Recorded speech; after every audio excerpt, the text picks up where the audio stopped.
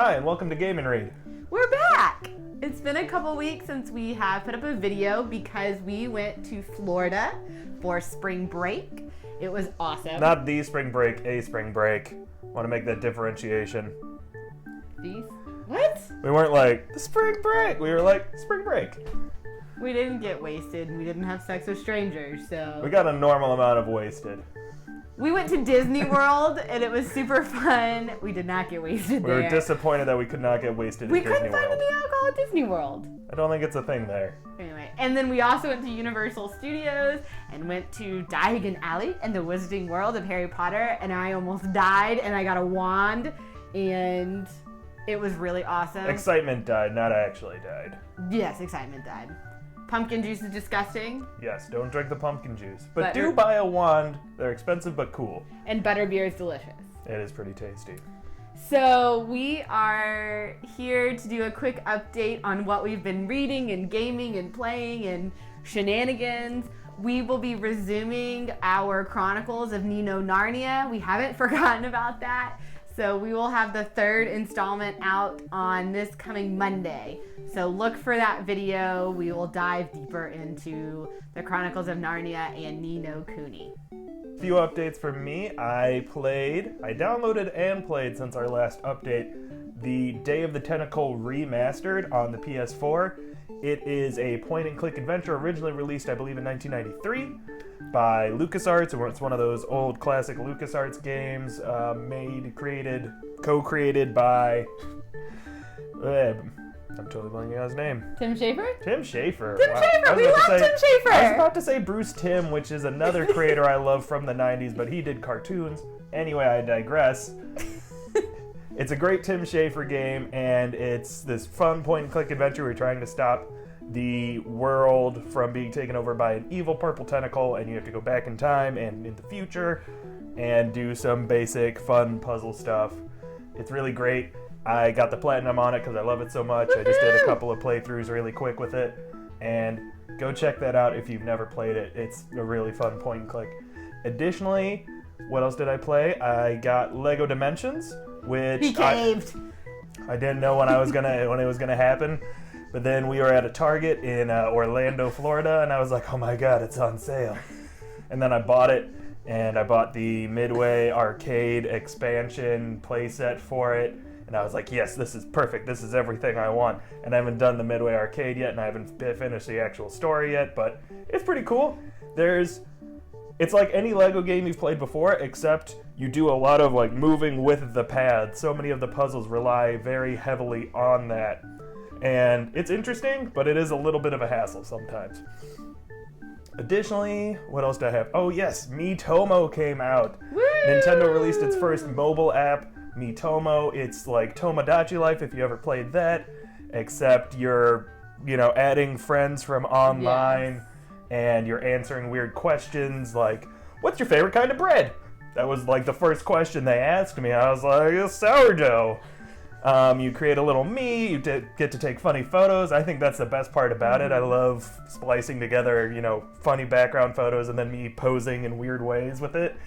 And you can check all those out on my Twitter because I keep posting them. He does. It's the best. And then I just change my outfit every day because they want you to do that, so they keep giving you little rewards for doing that every day. It is cute. It's a lot of fun. It's cute. It's cute. The only problem I have with it is that it is a little difficult to find friends with it. You can go through mutual friends, but that gets a little hard, or you have to be friends with someone on Facebook who's also using it, or follow each other on Twitter. Those are the only things they have a link up with right now. So it's not the worst, but it could be a little bit more transparent, but I guess they're trying to do the slightly protective towards younger users since they've gotten in trouble with stuff like that before in Japan. So I read a ton between our last checkpoint and then on vacation, and I could tell you everything I read, but instead, I'm going to direct you to GameandRead.com, where I had my March reading wrap-up. It's got a list of all the books I completed in the month of March and my ratings, and of course, you can always find my reviews of books over on my Goodreads. So if you're interested in the complete list, go check that out. In lieu of telling you everything I read, I want to talk about 2 books that I really loved. The first is called Bird Box by Josh Malerman. I have been hearing about this book for a while now. I listen to a lot of Book Riot podcasts, and they have mentioned it, and they've talked about how scary and creepy it is, and how, you don't ever see the monster in the book, but it's so creepy. And I was like, I like creepy. I'm skeptical about an unseen monster being that creepy and scary, but let's check it out. And I devoured it. I absolutely loved it. It was amazing. It was every bit as creepy and disturbing and terrifying and so well written as I thought it could possibly maybe even sort of be. And I think I read it in one night because I just couldn't stop. It was so good. It is Josh Malerman's debut novel, so I'm so excited to see what else he comes out with.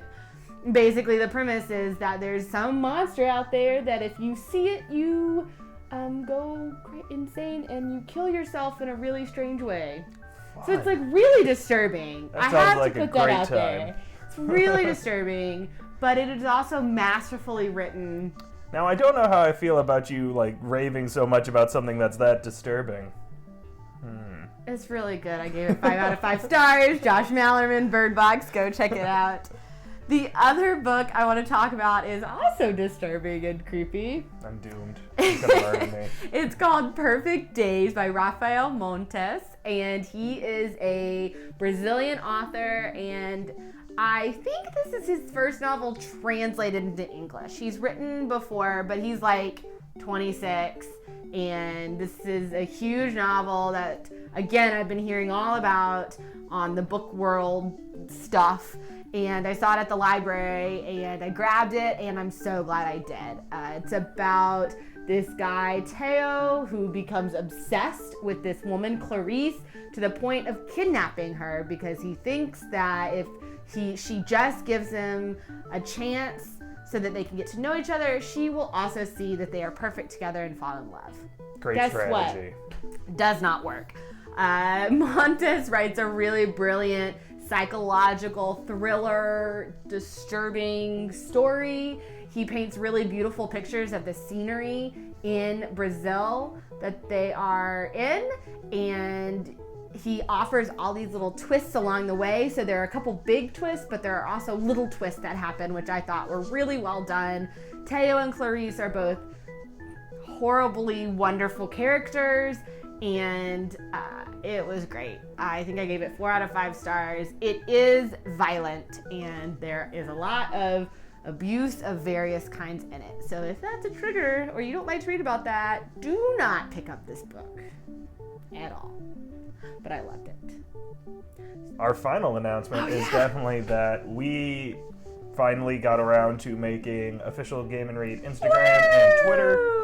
So you can follow us on both of those platforms. We are at Game and Read for both of those, all one word, spelled out, and go follow us, please. We try to post pretty regularly, and you'll see all of our new blog posts when we put them up on there.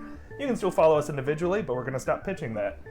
Follow us on Game and Read. Yeah. And check us out at gameandread.com for all our other content, and come back for our 3rd installment of the Chronicles of Nino Narnia. Yep, that'll be coming up soon. Thanks for watching. We'll see you next time.